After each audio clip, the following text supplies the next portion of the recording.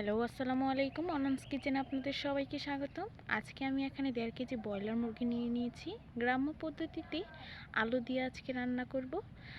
আর এখানে আমি আলুগুলো লাল লাল করে নুন হলুদ দিয়ে ভেজে নিয়েছি। যখন আলুগুলোর গা ফুলে ফুলে উঠবে তখন আলুগুলো আমি নামিয়ে নিব। নামিয়ে নেওয়ার পর এখানে একটি বাটিতে নামিয়ে নিয়েছি। এখানে ওই তেলে দিয়ে দিব তেজপাতা, এলাচ, দারচিনি দিয়ে দিয়েছি এলাচ, এখন দারচিনি, এতে দিয়ে দিব তেজপাতা। 1 এখন কাপ দিয়ে পরিমাণ দিয়েছি পেঁয়াজ 1 কুচি। কাপের মতো পেঁয়াজ কুচি। পেঁয়াজটা আমি হালকা আছে একটু ব্রাউন কালার করে ভেজে নিব। এখন আমি এতে দিয়ে দিব ভেজে নেওয়ার পর এতে দিয়ে দিব রসুন বাটা আর আদা বাটা। এখন আমি ভালো করে মিশিয়ে নিব। এই রসুন বাটা আর আদা বাটাটা আমি ভালো করে একটু লাল লাল করে ভেজে নেব যতক্ষণ না পর্যন্ত মশলা থেকে তেল ছেড়ে দিচ্ছে।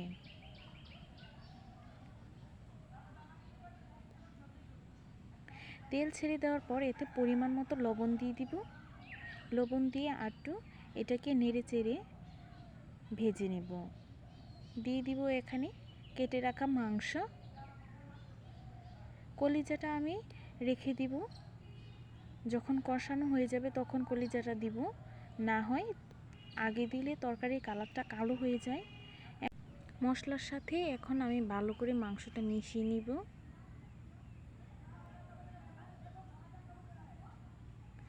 এখন আমি মাংসটা ভালো করে ভাজা হয়ে যাওয়ার পর দিয়ে দিব মরিচের গুঁড়া, দিয়ে দিব জিরার গুঁড়া, দিয়ে দিব ধনের গুঁড়া। দিয়ে আমি ভালো করে মশলাটা মাংসর সাথে মিশিয়ে নিচ্ছি। দিয়ে দিচ্ছি এখানে পানি। এখন মাংসটা আমি কষাতে দিয়ে দিব। এখন কষানো হয়ে যাওয়ার পর দিয়ে দিব এখানে ভেজে রাখা আলু। আলু দিয়ে আরেকটু কষিয়ে দিয়ে দিব এখানে পানি। পরিমাণ মতো এখানে পানি দিয়ে দিয়েছি। এবার পরিমাণ মতো ঝোল দিয়ে মাংসটা ফুটে আসা পর্যন্ত অপেক্ষা করব। ফুটে আসার পর একটু পানি যখন কমে যাবে ঝোলটা, তখন আমি গ্যাসের ফ্লেমটা বন্ধ করে নিয়েছি। এখন নামিয়ে নিব। দেখুন, মাশাল্লাহ মাশাল্লাহ, আমার ব্রয়লার মুরগির রান্নাটা কতটা সুন্দর হয়েছে।